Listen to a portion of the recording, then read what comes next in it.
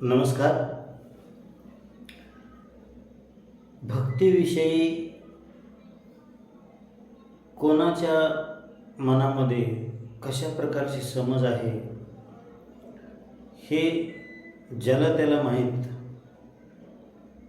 परंतु भक्ती हा विषय खूप समजून घेण्यासारखा आहे, खूप त्याच्यावर विचार करण्यासारखी गोष्ट आहे. कारण संतांना अभिप्रेत जी भक्ती आहे किंवा संतांच्या जीवनामध्ये जी भक्ती दिसते आपल्याला, त्या भक्तीचा जर आपण खऱ्या अर्थाने विचार केला तर आपल्याला भक्ती म्हणजे काय हे स्पष्ट होईल. आज सामान्य माणसाच्या जीवनामध्ये आपण जे भक्तीचं स्वरूप बघतो ते वेगवेगळ्या प्रकारचं आहे.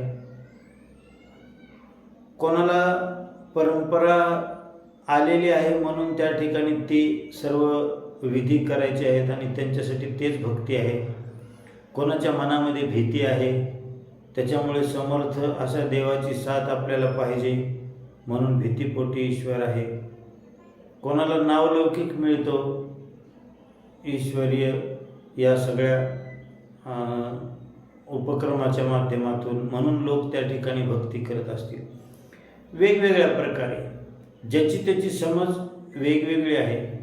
पण नेमकं भक्ती म्हणजे संतांना काय सांगायचं होतं किंवा भक्तीतून त्या ठिकाणी कशा पद्धतीने मनुष्य जीवनाचा एका अर्थाने उद्धार होतो, मनुष्य जीवन खऱ्या अर्थाने त्या ठिकाणी सार्थक होतं असं ज्याला आपण म्हणू शकतो, तर ते कसं काय या गोष्टीवर विचार करावा लागेल.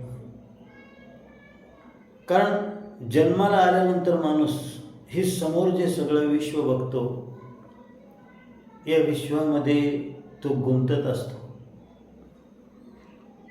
जगाकडे बघितल्यानंतर त्याच्यामध्ये मला पण अशा गोष्टी हव्या आहेत अशा प्रकारची स्पर्धात्मक एक विचार संकल्पना त्याच्या मनामध्ये उठते आणि मग त्या जगाची बरोबरी करण्यात, स्वतःला जगाच्या बरोबरीनं नेण्यासाठी त्याची ऊर्जा तो कामी लावतो आणि ह्या सगळ्या जगातल्या गोष्टी प्राप्त करण्यासाठी तो जीवन जगत असतो.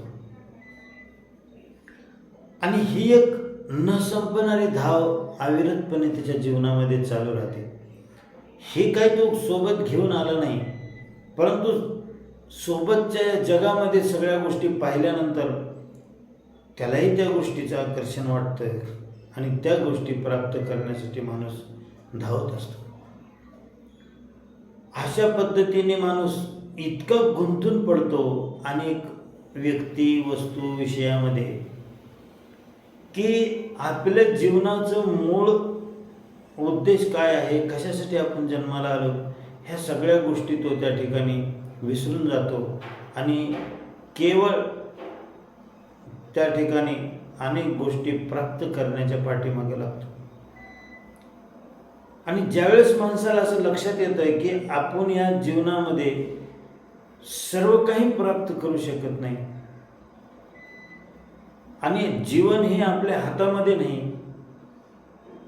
आणि म्हणून त्याला असं वाटतं की एका समर्थाची आपल्याला गरज आहे, समर्थ शक्तीची आपल्याला गरज आहे, आणि म्हणून मग तो परमेश्वराला जवळ करतो आणि स्वतःच्या इच्छा, आकांक्षा, संकल्प पूर्ण करण्यासाठी तो ईश्वराला जवळ करत असतो, त्याला साकडं घालत असतो.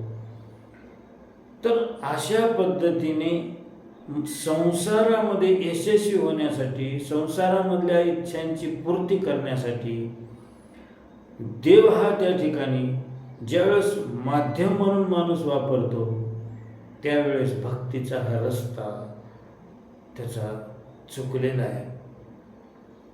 कारण देव माध्यम आहे, प्राप्त संसार करायचा आहे. अशा पद्धतीने देवाचा वापर करून त्याला संसारामध्ये यशस्वी व्हायचं आहे, संसारामध्ये मोठं व्हायचं आहे. अशा पद्धतीने जो त्या ठिकाणी देव भजत असतो त्याला देव कळला असं म्हणता येणार नाही, त्याची भक्ती ती खरी भक्ती आहे असं म्हणता येणार नाही.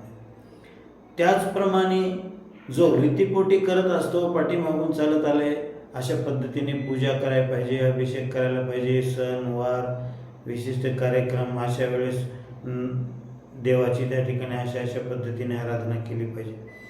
असं केवळ परंपरा पूर्ण करण्यासाठी करतो, त्याची भक्ती खरी म्हणता येत नाही. आणि जो भीतीपोटी करतो ते माझ्याकडे भरपूर आहे पण ते टिकलं पाहिजे, त्याचं रक्षण झालं पाहिजे आणि म्हणून तो देवाला त्या ठिकाणी भजतो. तर अशा पद्धतीने हे सगळे दृष्टिकोन चुकीचे आहेत. अशा पद्धतीने या दृष्टिकोनातून जोपर्यंत माणूस ईश्वराची त्या ठिकाणी भक्ती करतो तोपर्यंत त्याच्या मनामध्ये प्राप्त करण्याचा विषय काही वेगळाच असतो आणि ईश्वर हा केवळ एक माध्यम ठरतो. या गोष्टीला भक्ती म्हणता येणार नाही. आणि म्हणून भक्ती म्हणजे नेमकं काय आहे हे समजून घेताना आपल्याला बऱ्याच गोष्टीचा त्या ठिकाणी विचार करावा लागेल की माझा जन्म हा एक कसा संयोग आहे, हा कोणी दिला? आईच्या उदरामध्ये ही मूर्ती घडवली कोणी? जन्माला आल्यानंतर आईच्या उदरामध्येच मला दुधाची व्यवस्था केली. हे समोर विश्वामध्ये मला लागणाऱ्या सगळ्या गोष्टीची निर्मिती मी जन्मण्याच्या पूर्वीच आहे. माझा जन्म झाला आणि त्या क्षणी माझ्याविषयी आईच्या अंतःकरणामध्ये वात्सल्य जाग झालं. त्या वात्सल्याच्या सिंचनामध्ये प्रेमपूर्वक माझं संगोपन होतं. समोर हे सगळं विश्व, हवा, पाणी, प्रकाश, मधुर फळ देणारे झाडं, अन्नधान्य देणारे अनेक प्रकारच्या वनस्पती, हे सगळं विश्व माझ्यासाठी तयार आहे. अशा पद्धतीने कोण आहे जो माझी ही काळजी घेतोय? ज्याही माणसाला अशा प्रकारचा त्या ठिकाणी विचार मनामध्ये येतो किंवा विचार जरी मनामध्ये नाही आला तरी अशी श्रद्धा त्याच्यामध्ये निर्माण होते की मला जन्म देणारा आणि हे संपूर्ण विश्व चालवणारा असा महान ईश्वर हा त्या ठिकाणी माझा निर्माता आहे. आणि म्हणून त्याच्याविषयी प्रेम, ज्याच्यावर माझं अस्तित्व अवलंबून आहे, जो त्या ठिकाणी सर्व करता धरता आहे, ज्यानं त्या ठिकाणी मला आणि या विश्वाला निर्माण केले, आणि म्हणून त्याच्याविषयी ज्यावेळेस अंतःकरणामध्ये प्रेम निर्माण होतं, त्याच्याविषयी एक ओढ निर्माण होते आणि रात्रंदिवस त्याच्याविषयीचं चिंतन आपल्या अंतःकरणामध्ये चालू होतं. तर हे जे आहे ही भक्ती आहे की माझं अस्तित्व हे तुझ्याशिवाय कल्पना करू शकत नाही. मी सर्व गोष्टीचा आधार तू आहेस. श्वास चालतो त्याचा आधार तू आहेस. दृष्टीला दिसते त्याचा आधार तू आहेस. कानानं ऐकू येते त्याचा आधार तू आहेस. हृदय धडधड करते त्याचा आधार तू आहेस. रक्त अविरतपणे फिरते त्याचा आधार तू आहेस. अन्न पचन होते त्याचा आधार तू आहेस.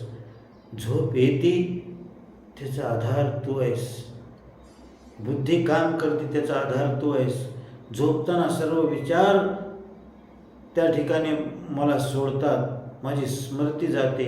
मी सगळं काही विसरतो आणि पुन्हा जागे झाल्यावर मला सर्व काही स्मृती पूर्ववत मिळते. ही सगळ्याच्या पाठीमागं हे परमेश्वरा तुझा आधार आहे. अशा पद्धतीने ईश्वरीय शक्तीचे ज्याला जाण होते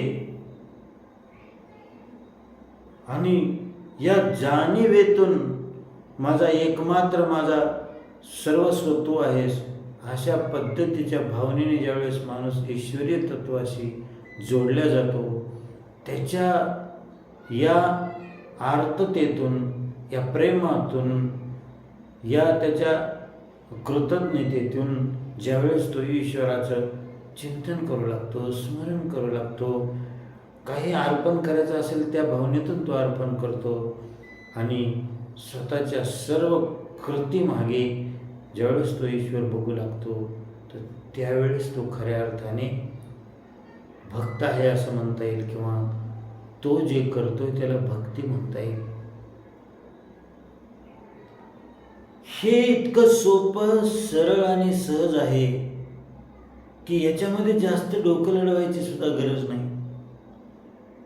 म्हणून तुकाराम महाराजांसारखे संत काय म्हणले की जेथे जातो तेथे तू माझा संगाती, चालवेशी हाती धरून या. तुझ्यामुळे मी चालतोय, चाले हे शरीर कोणाची सत्ते, कोण बोलविते हरिवीन. हे त्यांना पटलं, हे त्यांच्या आतून आलंय.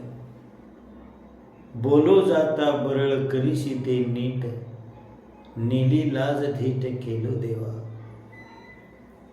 की मला बोलायचं कळत नाही, पण माझ्या बोलण्याला जे योग्य पण येतंय हे तुझ्यामुळे येतंय. ही जो मूळ आधार ईश्वर आहे, ही समज ज्यावेळेस माणसामध्ये येते त्यावेळेस ईश्वराची त्याचं अतूट नातं जमतं आणि त्यावेळेस ईश्वर त्याच्या प्राणामध्ये बसतो. तेव्हा खऱ्या अर्थाने त्याची भक्ती त्या ठिकाणी चालू होते. परंतु आपण मागे चिंतन केल्यासारखं माणूस ह्या विश्वाला पाहतो आणि विश्व निर्मात्याला विसरतो. मधुर फळ खातो पण फळ निर्माण करणाऱ्याला विसरतो. झाडाच्या थंडगार छायेखाली झोपतो, परंतु तो झाड ज्याने पानं फुलं फळं बनवली त्याला विसरतो. माणूस अन्न खातो परंतु अन्न निर्मात्याला विसरतो. अन्नामध्येच त्याच्या चवीमध्ये, त्या रसामध्ये तो अडकतो. अशा पद्धतीने पाणी पिऊन स्वतःची तृषा शांत करतो, पण पाणी निर्माण करणाऱ्याला तो विसरतो. नेत्राने या सृष्टीचा आनंद घेतो, पण नेत्र ज्यानं दिलं त्याला तो विसरतो. हीच माया आहे, हीच अज्ञान आहे, हीच अविद्या आहे.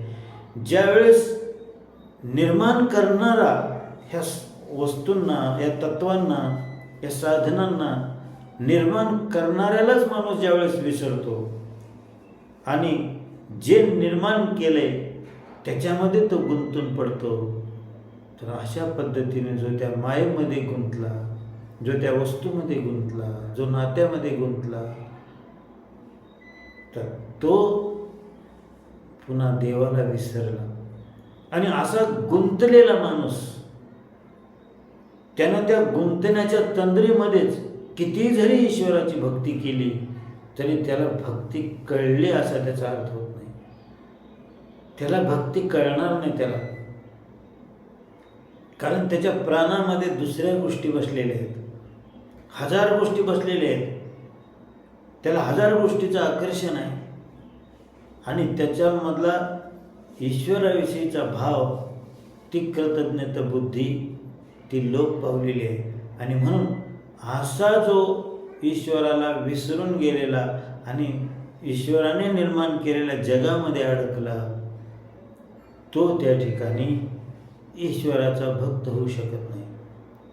मग तो आपल्याला मोठमोठ्या मंदिरामध्ये चाललेला, अनेक प्रकारच्या उपचार आणि ईश्वरीय भव्य दिव्य पूजा करत असलेला जरी दिसला, लोकांच्या सोबत अनेक तीर्थयात्रा जरी करीत दिसला, जगामध्ये सांगण्यासाठी अनेक ग्रंथाचं ज्ञान जरी तो मिळवित असला, ह्या सगळ्या गोष्टीला काय अर्थ आहे? कारण त्याच्या मूळ संकल्पनेमध्येच त्या ठिकाणी ईश्वर नाही आहे. तो स्वतःलाच त्या ठिकाणी प्रत्येक ठिकाणी प्रस्थापित करतोय, स्वतःलाच त्या ठिकाणी प्रत्येक गोष्टीचा उपभोक्ता बनवतोय. अनेक गोष्टीचे आकर्षण आणि ते मिळविण्यातच त्याच्या जीवनाचं हित साठवले असं त्याला वाटते. म्हणजे जो जगामध्ये गुंतला जगाच्या अनेक गोष्टीमध्ये गुंतला आणि जो त्या ठिकाणी जग निर्मात्याला विसरला, तर अशा व्यक्ती ईश्वराचा भक्त होऊ शकत नाही, त्याला भक्ती कळू शकत नाही. ही वस्तुस्थिती आहे. एखाद्या आईने लेकराला त्या ठिकाणी अनेक प्रकारची खेळणी द्यावी आणि ते खेळणी खेळण्यामध्ये लेकरू आईला विसरून जावं, किंवा आईनं दिलेला खाऊ आईला घासभर न देता सुद्धा खाणारं जसं लेकरू आज्ञेने असतं, त्याला जशी त्या वस्तूची भूल पडते, त्याला त्या विषयाची जशी भूल पडते, तशा पद्धतीने माणसालाही ज्यावेळेस या जगातल्या सत्ता, संपत्ती, कीर्ती, व्यक्ती याच्यामध्ये अडकून राहण्याची ही गोष्ट ज्यावेळेस त्याच्या जीवनामध्ये महत्त्वपूर्ण बनते, तर त्यावेळेस त्याला ईश्वर भक्ती कळत नाही, त्याच्या हातून ईश्वर भक्ती घडत नाही. भलेही तो जगाला दिसत असेल की मोठा भक्त म्हणून, परंतु त्याच्या प्राणात बसलेल्या गोष्टी काही वेगळ्याच आहेत. आणि म्हणून देवासाठी सर्वस्व संतांनी सोडलंय. ती जगाला काही सोडा म्हणत नाहीत, परंतु त्यांना एक दाखवायचं होतं की सगळ्या गोष्टी आम्ही ईश्वरासाठी सोडू शकतो, आमचा सर्वस्व ईश्वर आहे हे आम्हाला कळालं. आम्ही काय कुणाचे खातो, आम्हाला श्रीराम देतो. आता समर्थ रामदास स्वामी म्हणायचे की एक ईश्वरच सत्य आहे, एक ईश्वरच त्या ठिकाणी सर्व करणारा आहे, आणि मला मिळालेल्या सगळ्या गोष्टी ही केवळ त्याची कृपा आहे, आणि ह्या गोष्टी आल्या गेल्या तरी मला काही फरक पडणार नाही. मला जर देवानं वैभव दिलं तर मी वैभव त्याच्यासाठी वापरेन, चांगल्या कार्यासाठी वापरेन. वैभव हे त्याचं प्रेम आहे, वैभव हे त्याची कृपा आहे, वैभव हे त्यानं मला दिलेलं बक्षीस आहे. अशा पद्धतीने जो वैभवाकडे बघतो, एखादं काम जे स्वतःची जबाबदारी म्हणून माणूस करीत असतो, ते ईश्वरानं टाकलेली जबाबदारी आहे आणि तिला न्यायपूर्वक मी निभविण्याचं व्रत घेतलंय. अशा पद्धतीने त्या कर्तव्याच्या पाठीमागे ज्यावेळेस ईश्वर बघतो, एखादी सत्ता, पद ज्यावेळेस माणसाला मिळतं, तर ईश्वराने मला हे दिलेलं आहे, मला निमित्त केलं आहे, आणि माझ्या हातून ही उत्तम रीतीने त्याला करून घ्यायचं आहे. अशा पद्धतीने ते पद ईश्वरानं दिलं आहे आणि त्याला मला त्या ठिकाणी न्यायपूर्वक त्या पदाचा उपयोग करायचा आहे. अशा पद्धतीने ज्यावेळेस माणूस सत्ता असो, संपत्ती असो, पद असो, कीर्ती असो, या सगळ्या गोष्टीच्या पाठीमागे ईश्वर बघू लागतो, आणि एका ईश्वराच्याच सांगण्यावरून, ईश्वराच्याच आदेशावरून मी त्या ठिकाणी हे सर्व गोष्टी करतोय. अशा पद्धतीने माणूस ज्यावेळेस ईश्वराचीच एक शक्ती, ईश्वराचाच एक आदेश आणि ईश्वराचीच एक भक्ती म्हणून जीवन जगू लागतो, त्यावेळेस त्याला खऱ्या अर्थाने भक्ती कळाली. ज्ञानेश्वर महाराजांनी ज्ञानेश्वरीमध्ये अनेक ठिकाणी ही भक्तीबद्दल स्पष्ट केले. माझी भक्ती विन जळोते जियाले पण, आगा पृथ्वीवरी पाषाण नसती काय. की माझ्या भक्तीशिवाय जे लोक जगतात ते जळोते जगणं म्हणतात. ह्या पृथ्वीवर काय पाषाण कमी आहे आणि त्याच्यामध्ये हे मनुष्यरूपी एक पाषाण आहे, अशा पद्धतीचे माऊलीचं वाक्य आहे. सूर्य जो वेळून उदयजे, तया वेळा की रात्र म्हणिजे, तेवी माझी भक्ती विन जे कीजे, ते महापाप नव्हे. काय म्हणतात की सूर्य ज्यावेळेस उगवला नाही त्याला रात्र म्हणतात, तसं ज्यावेळेस माझी भक्ती नसताना जे जे माणूस करेल ते केवळ पापच करेल, त्याच्यापेक्षा दुसरं काही करणार नाही, असं माऊलीने स्पष्टपणे सांगितलेलं आहे.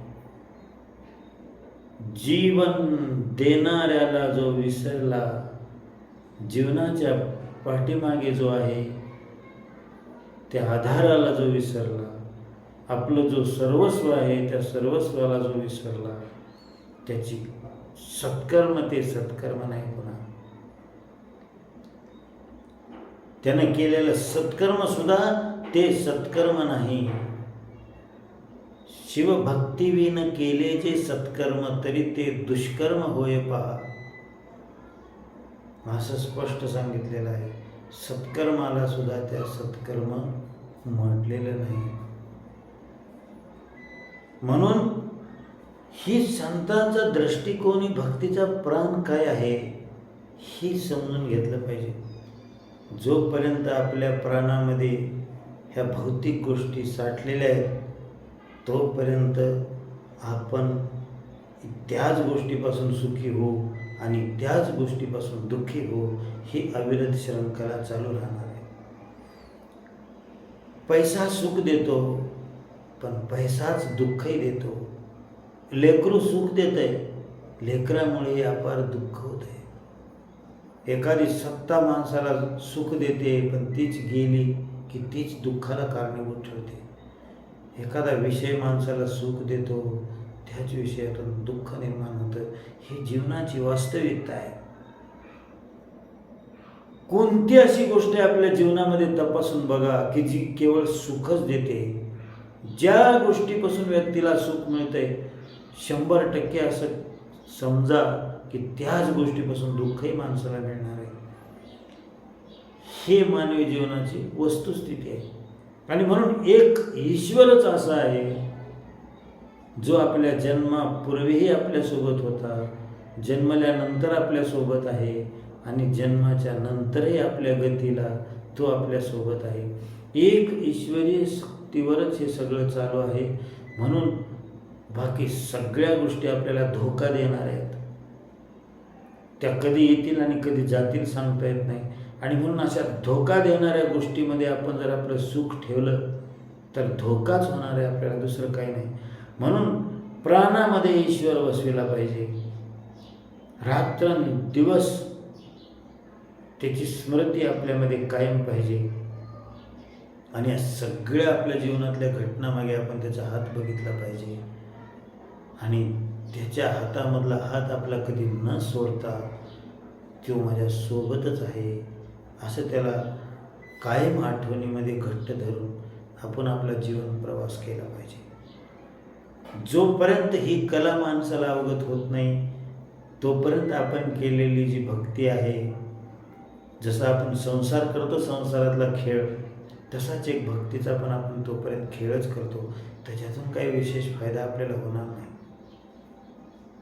म्हणून एक ईश्वर माझा सखा आहे, एक ईश्वरच माझी आई आहे, एक ईश्वरच माझा पिता आहे, एक ईश्वरच माझा बंधू आहे, एक ईश्वरच माझा तारणहार आहे. अशा पद्धतीने त्वमेव माता च पिता त्वमेव त्वमेव बंधुश्च सखा त्वमेव, अशा पद्धतीने ज्यांनी ईश्वराला पकडलंय आणि ज्यांना कधी ईश्वराचा विसर नसतो अशा पद्धतीची त्यांनी त्या ठिकाणी ईश्वराशी सख्य केले, तर असा व्यक्ती त्या ठिकाणी खऱ्या अर्थाने जीवनामध्ये तो भक्ती करतो आहे असं म्हणता येते.